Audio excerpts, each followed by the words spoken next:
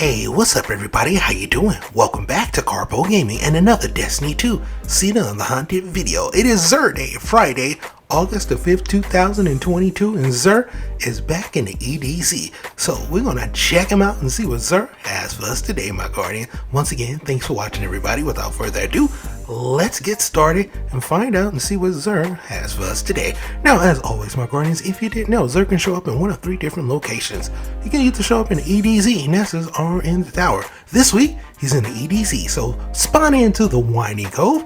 Like me, I'm gonna hop on my scooter, scoot on over here. Now, you can either do two things. You can either parkour up to the top, right?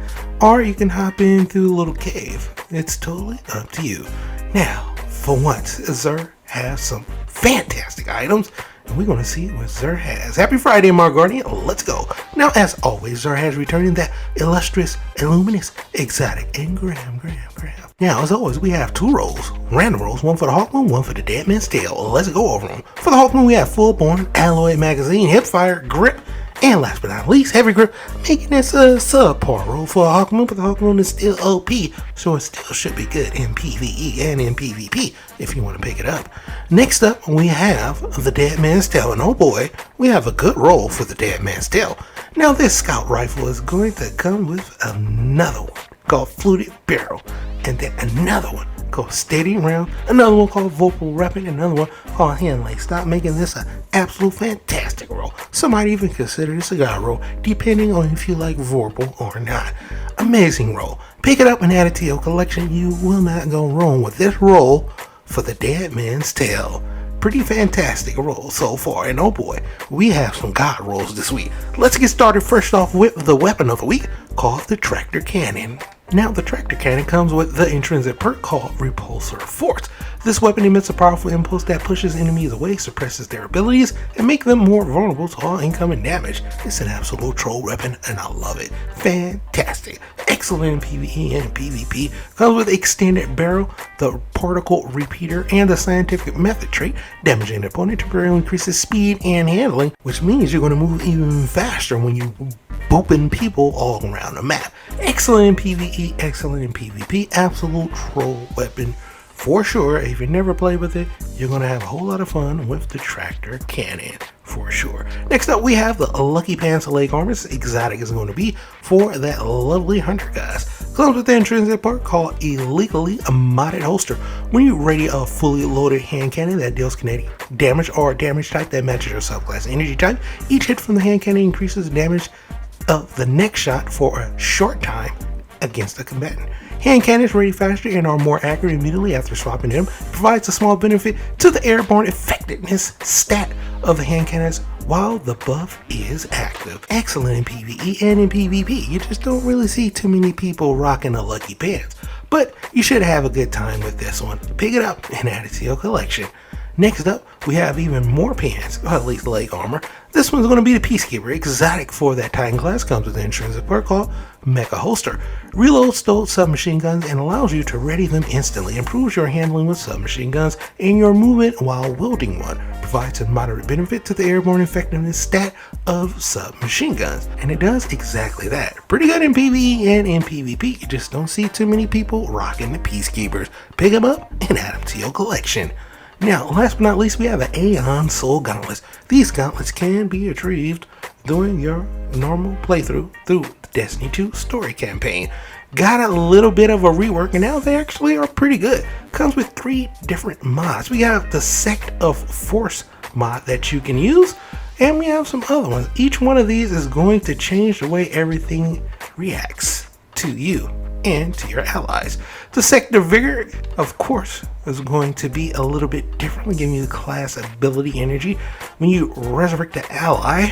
We have Sect of the Insight, as you can see right here. Successive precision weapon takedowns have a chance to drop an orb of power for you and your allies, as well as these other benefits, as you can see. And last but not least, the Sect of Force. Rapid precision hits with a weapon temporarily increases your reload speed and weapon swap speed, and what you see underneath as well. Pick it up and add it to your collection if you don't already have it. Should have it though. And for our legendary weapons, we're going to start off with the Gnawing Hunger 600 RPM adaptive frame. And oh boy, this is a good one. We got corkscrew rifling on this bad boy. And yeah, I'm going to go ahead and say this is a god roll, baby. Let's go. Extended barrel, as well as that lovely trait that's going to increase our range called accurized rounds. It gets even better. Got a yin and yang effect. You got steady rounds. So depending on your play style and if you can hit your headshots, you can go a little bit more range or a little bit less stability. We have field prep on this bad boy and rampage, and what makes it all come together, we have a stability masterwork. So you can max that bad boy out and have the best of both worlds, range and stability. Oh boy, Gnawing Hunger is absolute beast of one. Pick it up, add to your collection. Next up, the Survivor Epitaph is up next. 180 RPM precision frame on this bad boy, and 180's got a buff. This one comes with chamber compensator, small bore, as well as this lovely ricochet rounds. I love ricochet rounds. Flared magwell, feeding frenzy, slide shot, and moving target, making this an excellent weapon after it's gotten a buff for 180s.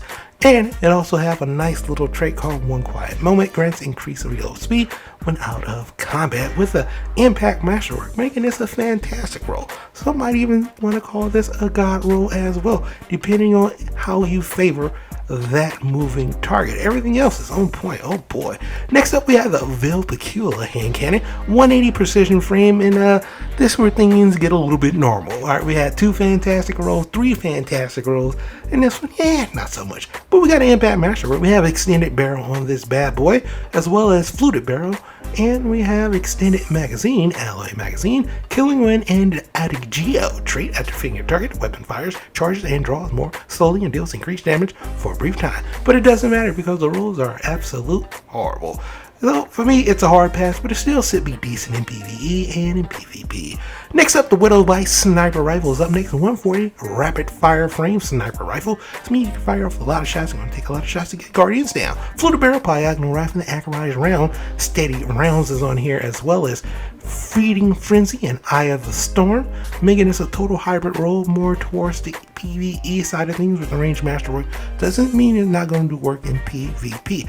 Make sure you hit your headshots. It's going to take a couple shots to put our guardian down, but not a bad roll. Not bad at all. Now, next up, we have the I-Kilo Senior version 1.0.2. I like calling it the Senior, right? It's a 140 rapid fire frame with fluted barrel, full born on there. Let's keep it right there. Appended magazine.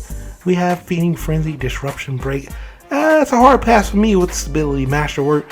But, you know, it is what it is. If you're looking for a solar weapon, this one should suit you well in PvE. But in PvP, not so much. I'm going to have to get a lot of headshots and body shots. Just saying. Next up, the Honor Edge Sword is up next. Now, this sword is going to be amazing because all swords are amazing, right? This one's going to be a little bit of arc damage, adaptive frame with jagged edge on this bad boy, tempered edge, as well as balanced guard, enduring guard, tireless blade, which is actually a really good perk, and surrounded with the impact masterwork, making this a pretty good roll because, you know, swords are OP. So if you don't have yourself an arc sword, I would definitely pick this one up. Alright, and last but not least, we have ourselves the Iron Banner Guardian weapon. That's right, we got an Iron Banner weapon, Talons of the Eagle, 150 high impact frame, slow firing, high damage, and this one, oh boy, we have ourselves another god roll. 3 different god rolls that XUR has for us. One even might consider that lovely exotic a god roll. Just saying. This one is pretty good too, right? We have fluted barrel, extended barrel on this bad boy, as well as that lovely perk that's going to increase our range, which makes this oh so good. Accurized round, full auto, which is amazing, kind of hard to get that to roll on Talons of the Eagle, and moving target, making this an absolute phenomenal roll. I would consider this a god roll. The stability masterwork, you should have a lot of fun with this in PvE and in PvP. If you're looking for a scout rifle, you're looking for that Iron Banner Talons of the Eagle, XUR has it this week. Pick it up. He has some amazing rolls this week. Nothing but god rolls and a few extra trash. Well, hey, not bad at all. Now for our legendary armors, we have the Righteous set, and none of these are really excellent for transmog. They're just decent. We have the high roll of 61 for the gloves, and total of 24 on mobility.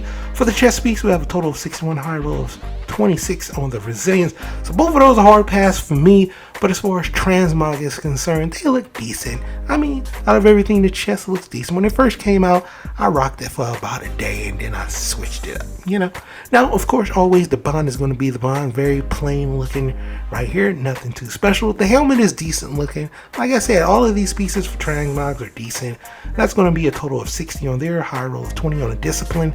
And last but not least, we have the boots, which is the better piece out of all of them, total of 64, high roll of 16 on mobility. And as far as transmog are concerned, like I said, once again, they're decent, nothing too great right there. But then again, Xur made all up for it with those amazing God Roll weapons. So get out there, pick them up if you don't have any of those God Roll weapons. Oh boy, Xur, you have did your thing today. But for right now, that's pretty much going for the video. Happy Friday, my guardians. I hope you truly enjoyed it. As always, if you're new to the channel, welcome. Don't forget to subscribe. Thanks for watching, everybody. Happy Friday once again, my guardians. And as always, I'll be seeing y'all in the next one.